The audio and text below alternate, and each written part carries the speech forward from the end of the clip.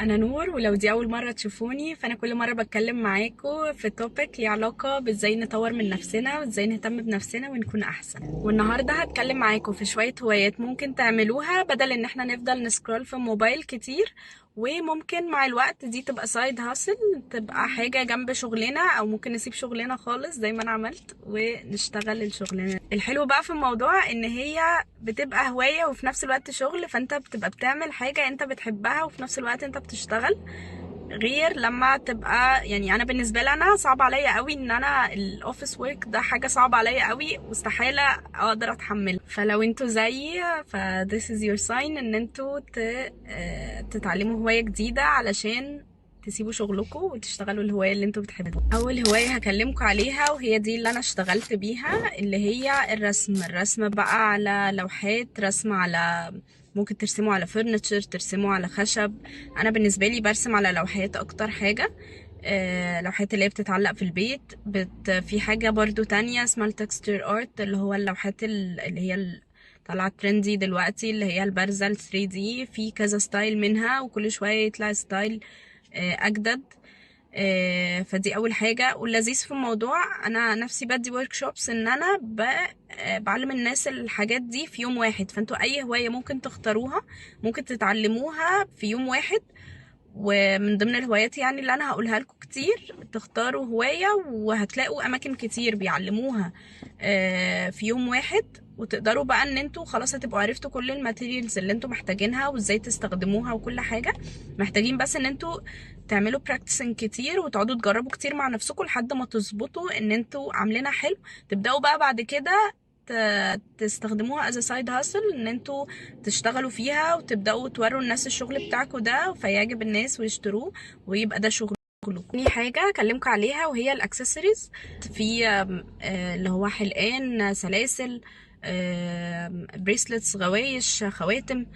وفي كذا طريقة. في دلوقتي اللي هو البوليمر كلاي، اللي هو الصلصال الحراري، بتقعدي تشكليه زي ما كنا بنعمل صلصال واحنا صغيرين، بس ده حراري بقى وتدخليه الفرن، فعلى درجة حرارة معينة بيبقى مكتوب على كل صلصال الدرجة بتاعته، و...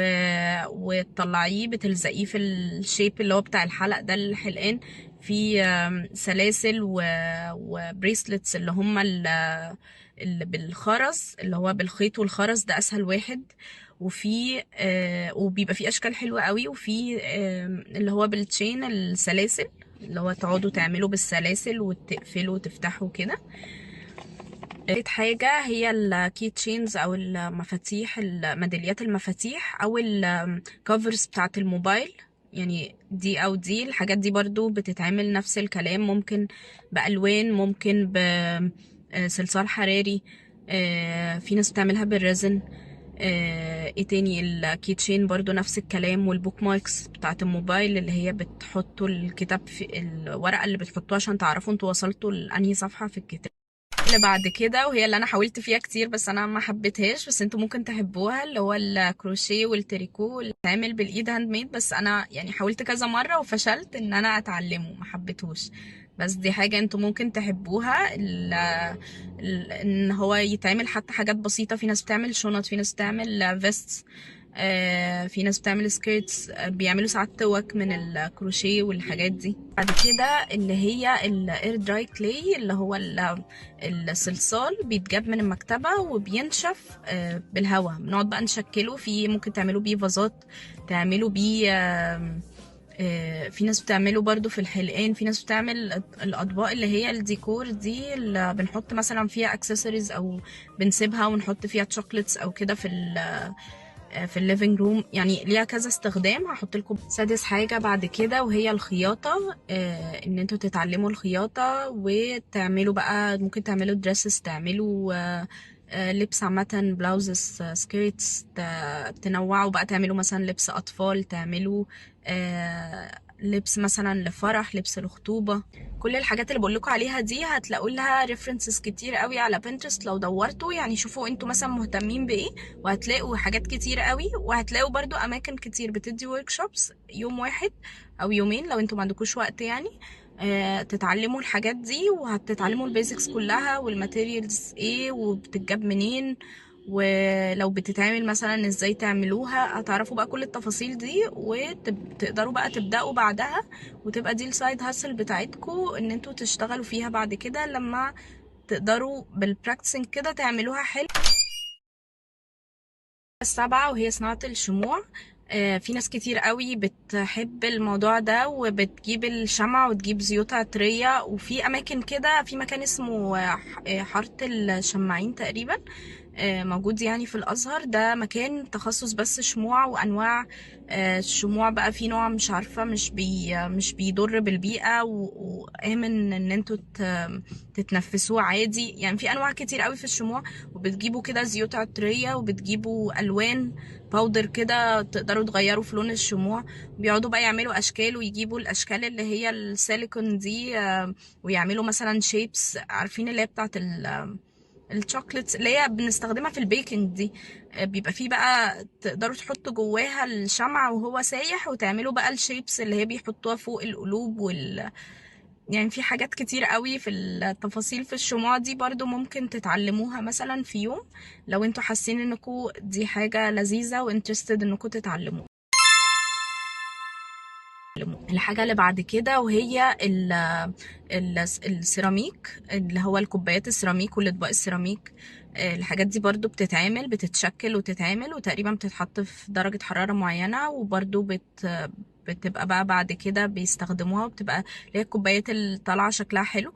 او في كمان الكوبايات اللي هي بتجيبوها جاهزة وبس بتعملوا ديكوريتنج ليها من بره، بتقريبا برضو بعجينة السيراميك او كده. دي برضو موجودة كتير قوي واشكالها حلوة. برضو هي اي حاجة بقى انتوا بتدخلوا عليها حاجة، يعني في حاجات كتير ممكن تتجاب وانتوا تدخلوا عليها حاجة، زي مثلا عارفين السواترز اللي طالعة جديدة وبيعملوا عليها ريبنز كتير، بيعملوا عليها فيونكات، بيعملوا عليها قلوب، بيعملوا عليها اشكال كده بسيطة بالكروشيه بتغير شكلها خالص، اللي هي الابسايكلينج بتاع اللبس عامة او الشوز، او يرسموا مثلا على شوز، او يلزقوا حاجة على هدوم. الحاجة اللي بعد كده في ناس كتير بتحبها، وهي ان انتي تعملي اكل بطريقة حلو او مميز او كده. او البيكنج اللي هو ان انتي تخبزي حاجة. ودي بتبقى يعني بالنسبة لي أنا دي أحلى كتير، وبيبقى فيها أفكار كتير بأشكال بقى مختلفة.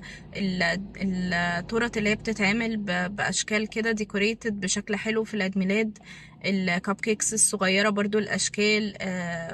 في أفكار كتير قوي للحاجات اللي هي الديزرتس أو الأكل. برضو في ناس بتعمله برضو بطريقة مميزة، وإن هو يبقى جاهز على إن هو يتسوى على طول للناس اللي ما عندهاش وقت. في حاجة كمان وهي البوتري، اللي هو الخزف ده، اللي هو بيتعمل وبيتشكل كده ده. بيعملوا منه فازات، وبيعملوا منه اللي هو الماتيريال تقريبا اللي هي بتاعت القلة دي، بيعملوا منه أشكال كتير قوي، وبعد كده بيعملوه تكستشرد أو بأشكال معينة وبيلونوه، أو اللي هي الفازة اللي كانت طالعة كتير اللي هي مخرومة من النص كده وليها شكل كده، في منه اشكال كتير قوي، وناس كتير قوي بتحب تحطه في البيت على الارض، او الفازة اللي هي الطويلة اللي على الارض وبيحطوا فيها اللي هو الريش ده، وفي فازات اللي هي بتتحط على الترابيزات. ده برضو منتشر وسهل، وطريقته ممكن تتعلموها. الحاجة اللي بعد كده الجرافيك ديزاين والتصوير. دول برضو حاجتين ممكن تتعلموهم، بس بياخدوا وقت شوية غير الحاجات اللي أنا قلتها قبل كده. ممكن تتعلموهم بسرعة وتفضلوا تبراكتس كتير لحد ما تبقوا شاطرين فيها. لا، دول محتاجين وقت شوية، مثلا مش أقل من شهر.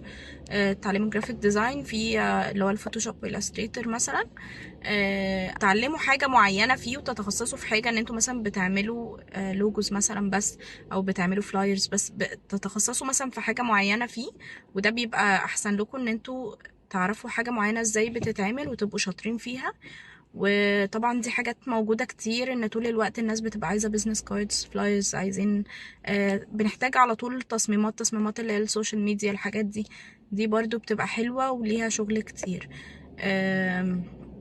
والتصوير لو انتوا حد بيحب التصوير، فبرضو ممكن تتعلموه، وتبقى دي سايد هاسل حلوة. حاجة كمان وهي الزراعة. في ناس بتحب تعمل الزرع، ويعني بيزرعوه مثلا، وزي الفكرة بتاعت المشاتل اللي موجودة ان هو في زرع بس بيعملوه بطريقة لذيذة ويبقى شكلها حلو، ويبقى الشكل بتاعها من بره حلو، و وتبقى جاهزة ان انتوا على طول تحطوها مثلا في البلكونة او في البيت يعني عندكم عامة. في برضو اللي هو التنسيق بتاع الورد الصناعي، ان هو يجيبوا ورد صناعي ويقعدوا يختاروا الوان لايقه مع بعضها ويعملوها بشكل معين، ويحطوها في فازة مع بعضها بشكل معين، او يعني بيقعدوا يثبتوها كده في في طبق، في اسمه ايه ده، في فازات، وبيبقى شكلها. اخر حاجه اكلمكم عليها ودي انا جربتها، اللي هي الفurniture restoration، او ان احنا نمسك الاساس القديم نجدده. ودي حاجه اللي هي انا وريتها لكم، اللي هي كان عندي اساسا البيت محتاجه اجدده والفurniture قديم، بدل ما بتشتروا جديد ان انتوا تجددوه. وفي اماكن بقى لو انتوا لو بنتكلم فيها از سايد هاسل يعني كشغل، ممكن تجيبوا فرنتشر ناس خلاص هي مش عايزينه، عشان جابوا مثلا فرنتشر جديد بيبقى موجود على ماركت بليس، وممكن تلاقوا على دوبيزل اللي هي الاماكن اللي بتبيع في بيجز على الفيسبوك بتبيع اساس قديم. ممكن تشتروا حاجة تكون الكواليتي بتاعتها كويسة، مش متبهدلة، بس شكلها قديم، فتاخدوها بقى تغيروا في لونها، تغيروا في مثلا المقابض بتاعتها، تغيروا لونها خالص، تعملوها مثلا فلات، تعملوها تكستشرد، تلونوها بطريقه معينه. وهتلاقوا ريفرنسز كتير قوي في بنترست ازاي تعملوا ده. فهتلاقوا بقى ان انتوا ممكن تجيبوا الحاجات دي مثلا من اماكن زي الماركت بليس مثلا، هتجيبوا مثلا حاجات بتمن قليل قوي، وبعد ما بتجددوها هتلاقوها بتتباع بتمن تاني خالص، لان هي بقى ليها شكل مختلف خالص، وبقت يعني حاجة تانية خالص. فدي برضو فكرة كويسة قوي. تعالي اقول لكم الحاجات دي تاني زي ما افتكرها، يعني مش بالترتيب، هما تقريبا 15 حاجة. اول حاجة قلت لكم عليها اللي هي الرسم، اللي هو اللي انا بعمله، ان انتوا ممكن ترسموا على كذا حاجة، ترسموا على طبلوهات، شنط، لبس، في ناس بترسم على شوز، الرسم على فرنتشر، الرسم على اي حاجة. تمام. تاني حاجة الاكسسوارز، وفي كذا نوع، في ناس بتستخدم اللي هو البوليمر كلاي، في بالخرز، في بالسلاسل. تمام. في ايه تاني؟ في برضو اللي هي اسمه ايه، الكفرات بتاعة الموبايل، في الكي تشينز بتاعة الاشكال اللي بتبقى ميداليات مفاتيح. في كمان الكروشيه، اللي هو الكروشيه والتريكو اللي هو بيعملوا بيه لبس، بيعملوا بيه شنط. ايه تاني؟ في حاجه كمان طالعه اسمها الفلافي باجز، انا مقلتلكوش عليها، دي حلوه قوي. بيعملوا اللي هي الشنط اللي هي شكلها فلافي كده، بتبقى معموله من خيط بس مش تريكو، خيط كده عريض. بيبقى شكلها حلو قوي. انا كنت بدي ورك شوب تكستشر ارت، وكان ده السيشن يعني اللي بعدي. عجبني شكلها قوي. في ايه تاني؟ الخياطه، ممكن تعملوا فساتين، لبس بقى خروج عادي، بلاوزز، شيرتس، بنطلونات. في الحاجات اللي هي بتاعت رمضان، الكفتان، في حاجات كتير قوي ممكن تتفصل، فساتين السواريه، لو برضو ليكوا في التطريز والكلام ده. ايه تاني؟ الشموع، اللي هو بتجيبوا الشموع وتسيحوها وتعملوا اشكال، في حاجات كتير قوي، وفي اماكن كتير موجود فيها الشموع ان انتوا تقدروا تعملوها. في حتة كده في الازهر اسمها حارة الشماعين، دي بيبقى فيها كل انواع الشموع بقى في انواع بقى غالية وانواع رخيصة على حسب بتأذينا قد ايه وكده، لان هي لما بتتحرق بتطلع يعني. برضو حاجة كمان قلت لكم عليها حلوة بس انا لسه متعلمتهاش، اللي هي السيراميك. بيعملوا اللي هو كوبايات واطباق، واللي هي بيبقى اشكالها حلوة قوي اللي طالعة دي. وشكل الكوباية كده غريب، تلاقي شكل الكوباية على شكل قلب، او تلاقيه جواها دبدوب بعد ما تشربي. في حاجات كتير قوي طالعة، وبيعملوا لها غطا من نفس البتاع. في حاجات كتير قوي حلوة جدا. بتتعمل. برضو قلت لكم على الاكل اللي هو الجاهز اللي بيتعمل على طول، اللي هو اللي احنا نعمله يعني، و بتدوه للناس اللي ما عندهاش وقت يبقى جاهز ان هم يطبخوه على طول، او اللي هو الاكل التاني اللي هو الديزرتس والكلام ده في المناسبات وكده. برضو قلنا الجرافيك ديزاين، بس ده منتعلمهوش في يوم او يومين زي الحاجات اللي فاتت، لا يعني بيحتاج وقت اطول من كده، شهر مثلا او اكتر من شهر ل3 شهور مثلا. الفوتوغرافي برضو نفس الكلام، لو بتحبوا التصوير وكده. اخر حاجة اللي هو الفرنتشر ريستوريشن، لو عندكم اساس او تقدروا تجيبوا اساس بسعر رخيص، الكواليتي بتاعته كويسة، وتعيدوا بقى تلوينه وتظبيطه وكده، وتبيعوه طبعا بسعر مختلف خالص. وبس كده، ده كان فيديو النهارده. قولوا لي رايكم فيه، وتحبوا اتكلم عن ايه في الفيديوهات اللي جايه.